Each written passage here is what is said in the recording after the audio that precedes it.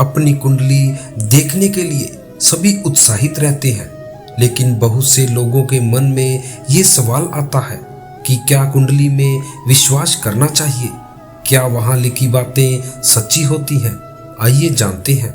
देखिए, शादी विवाह जैसे मौके पर अथवा जीवन में आ रही मुश्किलें या बाधाओं को दूर करने के लिए धार्मिक लोग ज्योतिष या पंडित के पास जाते हैं, जहां उन्हें अपने नाम, जन्म तिथि जैसी सामान्य जानकारी के माध्यम से उन्हें अपनी कुंडली का पूरा ब्यौरा मिल जाता है।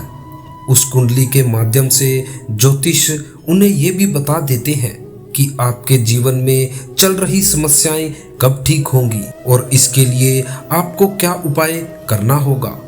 अब जहां अपनी कुंडली को देखकर बहुत से लोग समस्या के समाधान के लिए हर संभव कोशिश करने को तैयार हो जाते हैं, वहीं कुछ लोग ऐसे भी हैं जो थोड़ी देर रुकते हैं और सोचते हैं, क्या सच में मेरी समस्या का कारण और समाधान कुंडली में होगा या फिर असल में सच्चाई कुछ और है?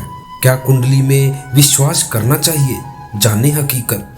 कुंडली में विश्वास करने या इसे पूरी तरह इनकार करने का फैसला इंसान तभी लेता है जब उसे सच्चाई मालूम हो। और क्योंकि दुनिया में दो तरह के लोग होते हैं, एक जो विज्ञान पर यकीन रखते हुए जीवन जीते हैं, दूसरे वे जो धर्म पर यानी शास्त्रों में लिखी बातों पर यकीन करते हैं। इसलिए हमें लगता है सच्चाई जानने के लिए धर्म और वैज्ञानिक दोनों नजरिए से इस मुद्दे को देखना जरूरी है। अंततः आपको सत्य तक ले जाने के लिए हम कुंडली के विषय पर धर्म और वैज्ञानिक दोनों क्या कहते हैं, इस पर जरा गहराई से चर्चा करेंगे, जिसे समझने के बाद आप इस वीडियो के अंत में आप खुद ये फैसला कर सकेंगे कि आपको कुंडली में विश्वास करना चाहिए या नहीं। धर्म के अनुसार कुंडली में विश्वास करना चाहिए। जानिए सच। क्योंकि भारत एक धार्मिक देश रहा है, अंततः सदियों से यहाँ लोग धार्मिक परंपराओं का पालन करते आ रहे हैं। और आश्चर्य की बात है, लेकिन सच ये है कि अधिकांश लोग जो खुद को धार्मिक कहते हैं, उनका कुंडली ज्योतिष में गहरा यकीन होता है। लेकिन सच्चाई ये है कि सनातन धर्म कुंडली, ज्योतिष, राशिफल इत्यादि इन चीज़ों का समर्थन नहीं करता और न ही इन चीज़ों को मानने के लिए इंसान को विवश करता है। और इस बात का स्पष्ट परिणाम ये है कि सनातन धर्म की केंद्रीय पुस्तक उपनिषद और भगवत गीता में कहीं भी कुंडली इत्यादि का न तो वर्णन किया गया है और न ही इस बात को मानने की बात कही गई है। तो ये कहना कि हमारे शास्त्र ये कहते हैं, ऐसा बिल्कुल नहीं है। हालांकि अगर आप सोच रहे हैं कि भगवत गीता में नहीं लिखा तो क्या हुआ, अनेक ऐसी पुस्तकें बाजार में उपलब्ध हैं जिनमें ज्योतिष की बात लिखी हुई है। तो क्या उन पुस्तकों में लिखी गई ज्योतिष विज्ञान की बातें धार्मिक नहीं हैं और क्या वे झूठी हैं? देखिए, हिंदू धर्म एक वैदिक धर्म है अथवा वेद हमारे सबसे प्राचीन ग्रंथ हैं। अंततः कोई बात धार्मिक है या नहीं, हमें समझना होगा कि वेदों में वो लिखा है या नहीं।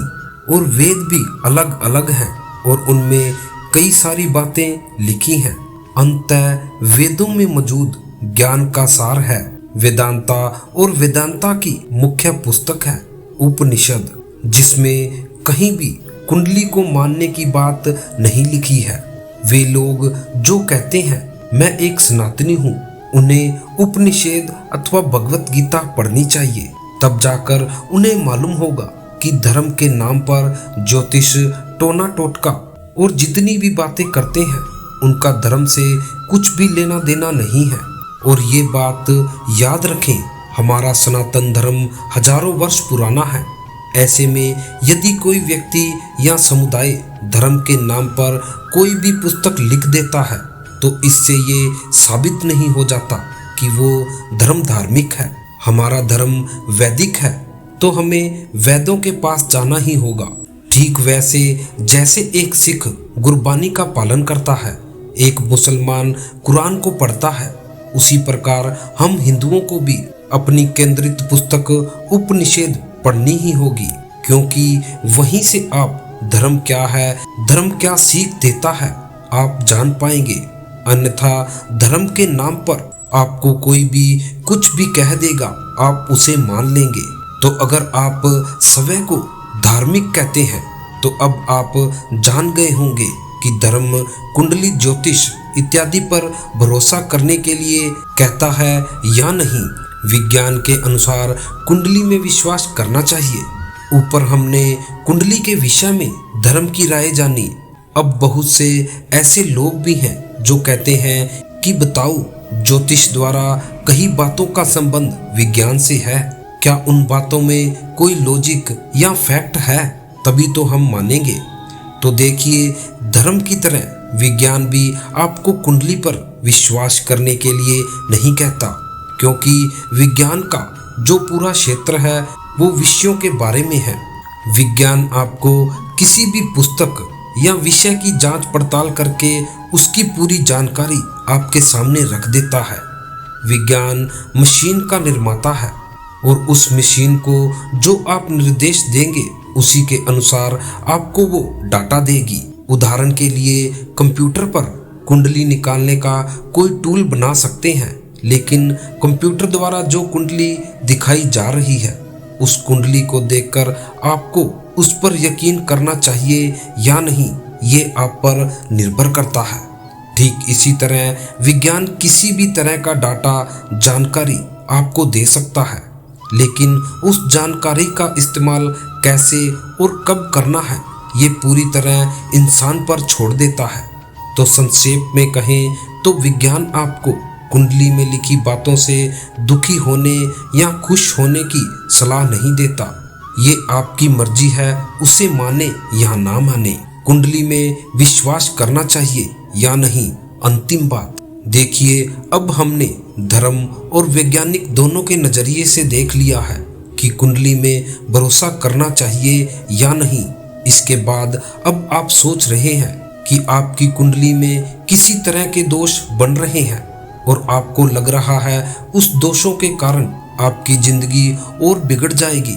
तो सवाल आता है, ऐसे में क्या करें? देखिए, एक समझदार इंसान वो होता है जो अपनी समस्याओं का समाधान करे। मान लीजिए किसी व्यक्ति को कैंसर की बीमारी है। अब ऐसी स्थिति में उसे कुंडली देखकर अपनी कुंडली दोष को ठीक करने पर ध्यान देना चाहिए या भागकर डॉक्टर के पास इलाज की प्रक्रिया को शुरू करना चाहिए। भाई, इलाज करवाना चाहिए तभी तो बचेगा ना। पर लोगों को ये सीधी बात समझ ही नहीं आती। अगर उनकी शादी नहीं हो रही तो वो सोचते हैं कि कुंडली में किसी तरह का मंगल दोष होगा। अरे नहीं भाई, विवाह जब होना होगा टाइम से हो जाएगा।